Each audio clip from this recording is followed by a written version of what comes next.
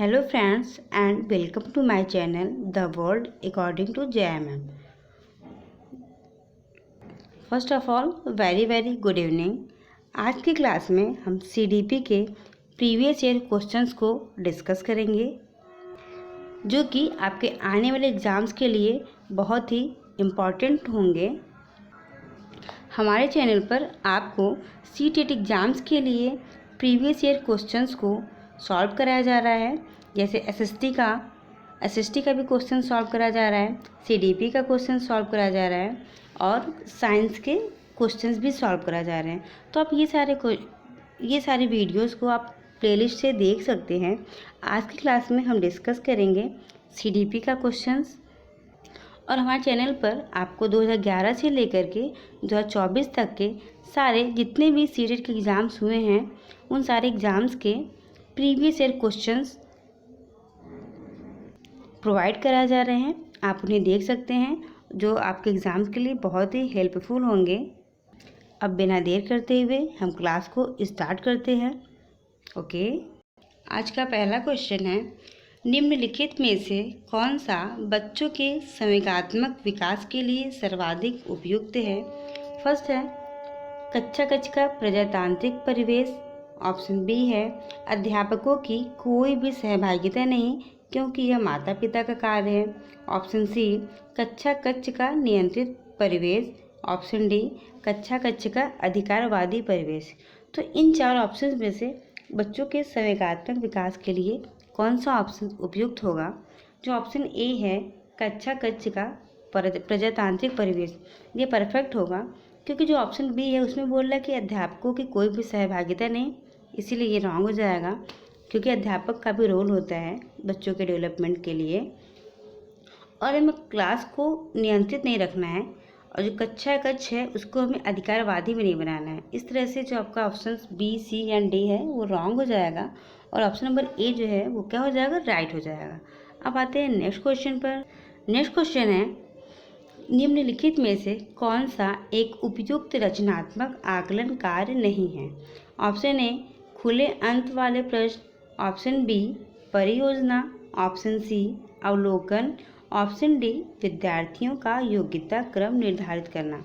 तो इनमें से ऐसा कौन सा ऑप्शन नहीं है जिससे हम बच्चों का रचनात्मक आकलन नहीं कर सकते हैं, ये आपको बताना है। ठीक है, तो जितने भी खुले अंत वाले प्रश्न होते हैं वो क्या होते हैं, उनसे तो हम आकलन कर सकते हैं, इसीलिए ऑप्शन फर्स्ट भी राइट है और सेकंड परियोजना है और अवलोकन। इन सब से हम क्या कर सकते हैं, बच्चों का रचनात्मक आकलन कर सकते हैं। तो लेकिन हमें ये बताना है कि किससे हम नहीं कर सकते हैं। जो ऑप्शन थर्ड है इससे हम नहीं कर सकते हैं क्योंकि विद्यार्थियों का योग्यता क्रम निर्धारित करके इससे हम किस प्रकार का आकलन कर पाएंगे, आकलन तो नहीं कर पाएंगे ना, इसीलिए जो ऑप्शन डी है उससे हम आकलन नहीं कर सकते हैं। तो हमें इस क्वेश्चन में ये बताना है कि ऐसा कौन सा ऑप्शन है जिससे हम नहीं कर सकते हैं, इसीलिए जो हमारा ऑप्शन डी हो जाएगा वो राइट हो जाएगा। अब आते हैं नेक्स्ट क्वेश्चन पर। अगला क्वेश्चन है, एक प्रभावशाली अध्यापिका होने के लिए यह महत्वपूर्ण है। फर्स्ट क्या है, पुस्तकों से उत्तर को लिखाने पर बल देना, यह तो बिल्कुल नहीं करना चाहिए। सेकंड है समूह गतिविधि के बजाय व्यक्तिगत अधिगम पर ध्यान देना, ये कुछ ठीक है। थर्ड है विद्यार्थियों के द्वारा प्रश्न पूछने के कारण उत्पन्न व्यवधान की अनदेखी करना, हमें इग्नोर कुछ भी नहीं करना है। ऑप्शन थर्ड नेक्स्ट है प्रत्येक बच्चे के संपर्क में रहना। तो ये ऑप्शन बिल्कुल परफेक्ट है कि जो एक टीचर्स होते हैं उनके लिए सबसे इफ़ेक्टिव क्या होगा कि हमें प्रत्येक बच्चे के संपर्क में रहना चाहिए, इसलिए जो हमारा ऑप्शन बी, सी और ए है वो रॉन्ग हो जाएगा। Option D is right answer. Okay, अब आते हैं नेक्स्ट क्वेश्चन पर। अगला क्वेश्चन है, लड़कों एवं लड़कियों के विषय में कुछ कथन नीचे दिए गए हैं, आपके अनुसार इनमें से कौन सा सही है? इसमें क्या देखिए, लड़कों लड़की के बारे में कथन दिया गया है। पहला ऑप्शन कह रहा है लड़कों को घर के बाहर के कामों में सहायता करनी चाहिए, ये तो लड़के करते ही हैं, लड़के तो घर के बाहर का काम करते ही हैं। ठीक, लेकिन अब सेकंड क्या बोल रहा है, लड़कों को घर के कामों में सहायता करनी चाहिए। हाँ, ये तो सही बात है। अब थर्ड देखते हैं, थर्ड क्या कह रहा है, सभी लड़कों को विज्ञान तथा लड़कियों को गृह विज्ञान पढ़ाया जाना चाहिए। ऐसी बात तो नहीं है, हमें लड़कों को भी गृह विज्ञान पढ़ाना चाहिए और लड़कियों को विज्ञान भी पढ़ाना चाहिए। ठीक है, मीन्स पढ़ाने के लिए हमें लड़के और लड़कियों का भेद नहीं करना चाहिए, सेम सब्जेक्ट का नॉलेज हमें दोनों को देना चाहिए। इसीलिए जो ऑप्शन सी है वो क्या हो जाएगा, रॉन्ग हो जाएगा। ऑप्शन डी क्या है, लड़कियों को घर के कामों में सहायता करनी चाहिए। क्यों, लड़कों को भी तो करनी चाहिए, इसीलिए ये भी ऑप्शन क्या हो जाएगा, रॉन्ग हो जाएगा। और फर्स्ट ऑप्शन क्या है, लड़कों को घर के बाहर, लड़कों के साथ हमें लड़कियों को भी घर के बाहर के कामों में सहायता करवानी चाहिए। मीन्स जो लड़का हो या लड़की, उन्हें हमें वर्क जो होते हैं सेम टाइप के देने चाहिए। अगर लड़की घर का काम करती है तो लड़का को भी घर का काम करवाना चाहिए, अगर लड़का घर के बाहर का काम करता है तो लड़की को भी घर के बाहर का काम करवाना चाहिए। ठीक, इसीलिए जो अब हमारा ऑप्शन नंबर बी है वो राइट हो जाएगा। ओके, अब आते हैं नेक्स्ट क्वेश्चन पर। अगला क्वेश्चन है, एक बच्चे की कॉपी में लिखने में विपरीत छवियाँ, दर्पण छवि आदि जैसी गलतियाँ मिलती हैं। इस प्रकार का बच्चा लक्षण प्रदर्शित कर रहा है। मीन्स यहाँ पे कोई बच्चा है, उसकी कॉपी में लिखने में वो उल्टा लिखती थी, छवि जो है वो उल्टा बना रहा है, जैसे दर्पण की छवि, ये सब गलती कर रहा है। तो इसमें ये जो गलती कर रहा है, इसमें बच्चा किस प्रकार की गलती कर रहा है, आपको उसके ऑप्शंस को देखना है। फर्स्ट है, अधिगम में असुविधा के कारण कर रहा है, नहीं। अधिगम में आवश्यकता के कारण कर रहा है, ये हो सकता है। अधिगम में कठिनाई, नहीं। अधिगम की समस्या, नहीं। इसमें जो ऑप्शन बी है वो राइट हो जाएगा। बच्चा क्या है, अधिगम में अशक्त है, इसीलिए वो क्या कर रहा है, इस तरह की मिस्टेक्स को कर रहा है। अब आते हैं नेक्स्ट क्वेश्चन पर। अगला क्वेश्चन है, अध्यापक के दृष्टिकोण से प्रतिभागशीलता किसका संयोजन है। प्रतिभाशीलता जो होता है वो किसका संयोजन है, उच्च योग्यता, उच्च सृजनात्मकता और उच्च वचनबद्धता, नहीं, वचनबद्धता यहाँ से गलत हो जाएगा। अगला क्या है कि उच्च प्रेरणा, यहाँ भी देखिए वचनबद्धता है तो ये भी रॉन्ग हो जाएगा। ठीक, जब भी कोई प्रतिभाशाली है तो वो उसका कारण क्या है कि वो उसमें क्या, उच्च क्षमता, उच्च सृजनात्मकता और उच्च स्मरण शक्ति, इसलिए जो ऑप्शन डी है वो करेक्ट हो जाएगा। बाकी वचनबद्धता जितने हैं वो सारे वचनबद्धता वाले ऑप्शन क्या हैं, वो रॉन्ग हो जाएंगे। ओके, अब आते हैं नेक्स्ट क्वेश्चन पर। अगला क्वेश्चन है, एनसीएफ 2005 के अनुसार गलतियां इस कारण से महत्वपूर्ण होती हैं।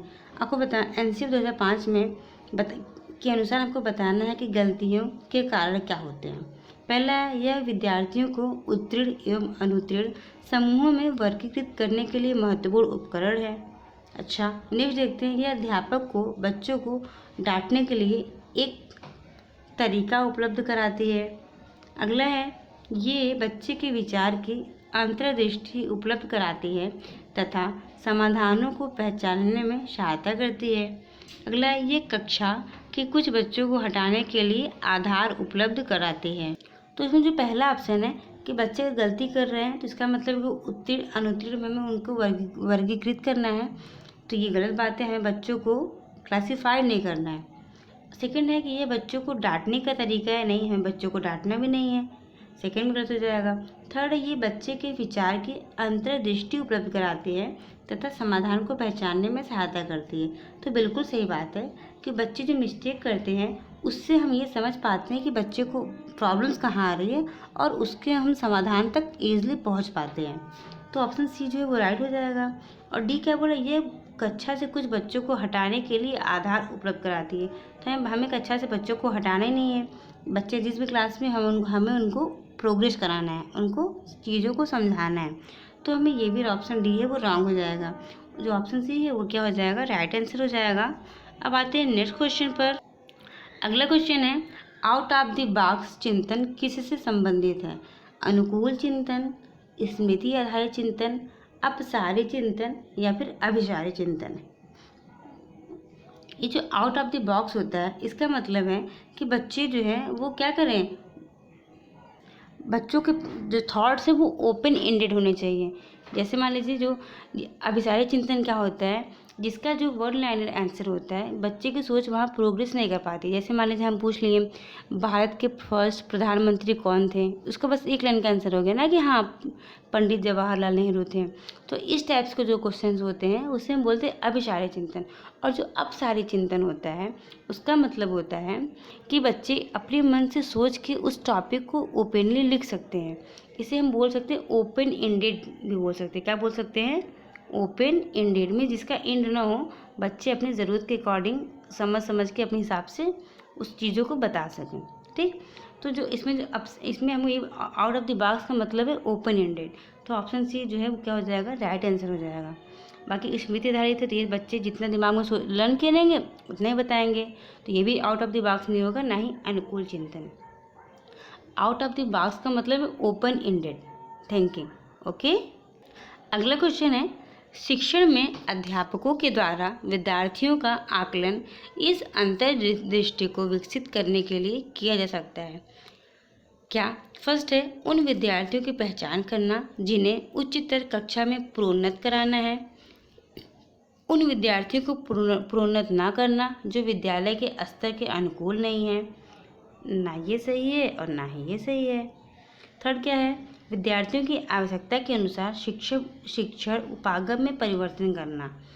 फोर्थ क्या है? कक्षा में प्रतिभाशाली तथा कमजोर विद्यार्थियों का समूह बनाना। तो बच्चों में हमें सबसे पहली बात, ये तो बिल्कुल गलत है, क्योंकि हमें बच्चों को कैटेगराइज नहीं करना है कि ये बच्चा वीक है, ये बच्चा अच्छा है। नहीं, हमें सारे बच्चों के एक जैसे समझकर सबको अच्छे से क्या करना है? डील करना है। तो ये तो बिल्कुल रॉन्ग हो जाएगा। अब आते हैं ऑप्शन ए, क्या बोल रहा है? उन विद्यार्थियों की पहचान करना जिन्हें उच्चतर कक्षा में प्रोन्नत कराना है। तो हमें पहचान क्यों करना है? हमें तो सारे बच्चों को उच्चतर में प्रोन्नत कराना है, इसलिए ये भी रॉन्ग हो जाएगा। और जो ऑप्शन बी है, उन विद्यार्थियों को प्रोन्नत न करना जो विद्यालय के स्तर के अनुकूल नहीं है। तो हमें बच्चों को विद्यालय के स्तर से मतलब ही नहीं है, बल्कि हमें क्या करना है? बच्चों को प्रोग्रेस कराना है। बच्चों के स्तर के अनुसार हमें उनको समझाना है। ओके, इसलिए जो ऑप्शन बी है वो भी रॉन्ग हो जाएगा। Option c is right answer. अब आते हैं नेक्स्ट क्वेश्चन पर। अगला क्वेश्चन है, बच्चों को शाब्दिक या गैर शाब्दिक दंड देने का परिणाम होता है। क्या? पहला है उन्हें कार्य के लिए प्रेरित करना। तो बच्चों को हम दंड देकर तो प्रेरित नहीं करेंगे ना। अगला क्या है? बच्चों की छवि को सुरक्षा करना और उनके अंक में सुधार करना। बच्चों के अंक में सुधार करने के लिए हम उन्हें दंड देंगे, ऐसा भी नहीं कर सकते हैं। उनके स्वयं के प्रति अवधारणा को नष्ट करना। ओके, अगर हम बच्चों को दंड देते हैं तो उससे क्या होता है? उनकी जो अपनी अवधारणा है वो नष्ट हो जाती है, इसीलिए ऑप्शन डी इज राइट हो जाएगा। बाकी ये सारी क्या है? ऑप्शन ए, बी, सी वो रॉन्ग है। अब आते हैं नेक्स्ट क्वेश्चन पर। अगला क्वेश्चन है, निम्नलिखित में से कौन प्रारंभिक बाल्यावस्था अवधि के दौरान उन भूमिकाओं एवं व्यवहार के बारे में जानकारी प्रदान करते हैं जो एक समूह में स्वीकार्य है। ऑप्शन ए है भाई एवं बहन अध्यापक, ऑप्शन बी अध्यापक एवं साथी, ऑप्शन सी साथी एवं माता पिता, ऑप्शन डी माता पिता भाई बहन। ओके, तो प्रारंभिक बाल्यावस्था के दौरान बच्चे किनके पास होते हैं? अपने माता पिता और भाई बहन के ही पास होते हैं। उनके पास फर्स्ट ऑप्शन में अध्यापक आ गया, तो अध्यापक पैदा होते ही बच्चे जब छोटे होते हैं तो तुरंत अध्यापक उनके पास तो नहीं रहता ना, इसीलिए जितने भी अध्यापक वाले ऑप्शन हैं वो रॉन्ग हो जाएंगे। ओके, अब ऑप्शन सी में साथी, तो तुरंत बच्चे के फ्रेंड्स भी तो नहीं बन जाते हैं, इसलिए सी भी रॉन्ग हो जाएगा। राइट आंसर कौन सा होगा? ऑप्शन नंबर डी, कि बच्चे जो होते हैं प्रारंभिक बाल्यावस्था में उनके पास कौन रहते हैं? माता पिता एवं भाई बहन। अगला क्वेश्चन है, विद्यार्थियों को स्वच्छता के लिए प्रेरित करने हेतु उन्हें स्वच्छता समिति का सदस्य बनाना प्रतिबिंबित करता है। क्या? फर्स्ट ऑप्शन है प्रेरणा की सामाजिक सांस्कृतिक संकल्पनाएं। अगला है प्रेरणा का व्यवहारवादी उपागम, प्रेरणा का मानवतावादी उपागम, प्रेरणा का संज्ञानात्मक उपागम। अब तो अगर बच्चों मान लीजिए विद्यार्थियों को स्वच्छता के लिए प्रेरित करना है तो उन्हें स्वच्छता समिति का सदस्य हम बना देते हैं ना। ये किसको प्रतिबिंबित करता है? कि उनकी प्रेरणा की सामाजिक सांस्कृतिक संकल्पनाएं। ओके, ना ही इसमें व्यवहार की बात हो रही है और ना ही मानवतावादी, ना ही संज्ञानात्मक है। ठीक, ये तीनों रॉन्ग आंसर हो जाएगा। राइट क्या होगा? Option number A. ओके, अब आते हैं नेक्स्ट क्वेश्चन पर। अगला क्वेश्चन है, निम्नलिखित में से कौन सा आयु समूह परिवर्ती बाल्यावस्था श्रेणी के अंतर्गत आता है? तो आपको पता होगा, अगर हम परिवर्ती बाल्यावस्था की बात करते हैं तो वो 9 से 12 वर्ष के बीच होता है, ठीक है। क्योंकि जो 11 से 18 वर्ष है ये किशोरावस्था है, और जो जन्म से 6 वर्ष है ये क्या है, प्रारंभिक बाल्यावस्था है, या फिर कह सकते हैं, ठीक, प्रारंभिक बाल्यावस्था है। और 18 से 24 तो पता ही है किशोरावस्था के बाद की अवस्था है। तो इसलिए जो हमारा जो ऑप्शन है वो डी ऑप्शन राइट हो जाएगा, 9 से 12 वर्ष। ओके, अब आते हैं नेक्स्ट क्वेश्चन पर। अगला क्वेश्चन है, आजर तर्क देता है कि भाषा विकास व्यक्ति की नैसर्गिक प्रवृत्ति से प्रभावित होता है, जबकि सोनाली महसूस करती है कि यह परिवेश से प्रभावित होता है। आर्जव और सोनाली के बीच यह चर्चा किस विषय में है? ओके, यहाँ दो बच्चे हैं, एक है आर्जव, वो कहता है कि जो भाषा विकास होता है वो नैसर्गिक प्रवृत्ति से प्रभावित होता है, बल्कि जो दूसरी सोनाली है बच्ची, वो बोलती है कि नहीं, ये भाषा जो विकास है यह परिवेश से प्रभावित होता है। तो आपको ये बताना है कि जो जो दो बच्चे हैं वो किस बारे में, किस चर्चा का विषय है, किस पर चर्चा कर रहे हैं। फर्स्ट है चुनौतीपूर्ण, तो नहीं, इसमें कोई चुनौती की तो बात नहीं आई है। थर्ड है स्थिरता अस्थिरता, तो यहाँ पे स्थिर और अस्थिर की कोई बात नहीं हुई है। सतत असतत अधिगम, तो यहाँ पे कुछ इस तरह की बात नहीं हुई है। ऑप्शन यहाँ किसका है, प्रकृति का और पालन पोषण का, ठीक। मीन्स वो क्या, कोई बच्चे कह रहे हैं कि हाँ ये नैसर्गिक प्रवृत्ति का है, से भाषा विकास जो है वो नैसर्गिक प्रवृत्ति से प्रभावित होता है। दूसरा बोलता है नहीं, ये परिवेश से प्रभावित होता है। तो ये जो चर्चा का विषय है वो क्या है, प्रकृति तथा पालन पोषण वाद विवाद। Option D is right answer.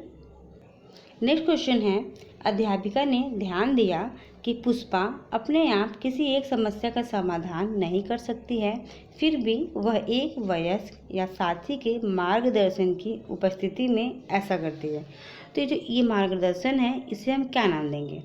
जैसे मान लीजिए कोई बच्ची है, बच्ची है, वो क्या करती है, अब कोई किसी भी समस्या का समाधान वो खुद से नहीं कर सकती है, बल्कि उसे एक वयस्क या फिर उसके साथी के मार्गदर्शन के हेल्प की ज़रूरत पड़ती है। इसे हम क्या बोलते हैं कि वो जो उनका साथी रहता है वो उन्हें क्या देता है, सहारा देता है। ना ही कोई पाठ उपकरण करता है, ना ही कोई पूर्व क्रियात्मक चिंतन करता है, ना ही समीपत विकास का क्षेत्र। इस टाइप का जो क्वेश्चन है वो किस में क्या हो जाएगा, सहारा देना। Okay, option D is right answer. अगला क्वेश्चन है, अध्यापिका ने एक कमेटी के प्रधान को सभापति के स्थान पर सभा अध्यक्ष लिखा। तो यह संकेत करता है कि अध्यापिका क्या करती है। एक कमेटी का जो प्रधान था वहाँ पे पहले वो सभापति लिखता था, लेकिन जो अध्यापिका थी उसने सभापति की जगह सभा अध्यक्ष लिख दिया। तो यह बात किस चीज़ को इंडिकेट करता है? फर्स्ट, एक अधिक उपयुक्त परिभाषिक शब्द का पालन करती है, नहीं। यहाँ पे वो जो अध्यापिका है यहाँ पे ये क्या बोलते हैं, पर्यायवाची थोड़ी बता रही है, इसीलिए ये नहीं होगा ऑप्शन। ऑप्शन में ये भाषा पर अच्छा अधिकार रखती है, नहीं। एक लिंग मुक्त भाषा का प्रयोग करें, बिल्कुल। और लिंग पूर्वाग्रह ये भी नहीं है। मीन्स यहाँ पे कोई सभापति लिखा है तो सभापति से बिल्कुल जाहिर हो जा रहा है कि यहाँ पर किसी मेल पर्सन की बात हो रही है ना। लेकिन अगर हम सभाध्यक्ष लिखें तो जो सभाध्यक्ष है वहाँ मेल फीमेल कुछ भी वर्ड हो, कुछ भी हो सकता है ना, इसीलिए ये जो लिंग मुक्त भाषा का प्रयोग करती है। मीन्स इस शब्द से, सभा अध्यक्ष जो शब्द है, इस शब्द से मुझे ये नहीं पता चल पा रहा है कि वो जो सभा अध्यक्ष है वो मेल है या फीमेल है, इसीलिए ऐसे हमें इस तरह से लिंग मुक्त भाषा का प्रयोग करना चाहिए, ठीक। ओके, अगला क्वेश्चन है, सतत एवं व्यापक मूल्यांकन किस लिए आवश्यक है? फर्स्ट है शिक्षक के साथ परीक्षण का तालमेल बैठाने के लिए, नहीं। शिक्षा बोर्ड की जवाबदेही को कम करने के लिए, बिल्कुल नहीं। जल्दी की जाने वाली गलती को सुधारना, इसलिए मैं सतत व्यापक मूल्यांकन करना चाहिए, तो नहीं। थर्ड है, यह सतत और व्यापक मूल्यांकन हमें इसलिए करना चाहिए यह समझने के लिए कि अधिगम का किस प्रकार अवलोकन किया जाता है और दर्ज किया जाता है एवं सुधार किया जा सकता है, ठीक।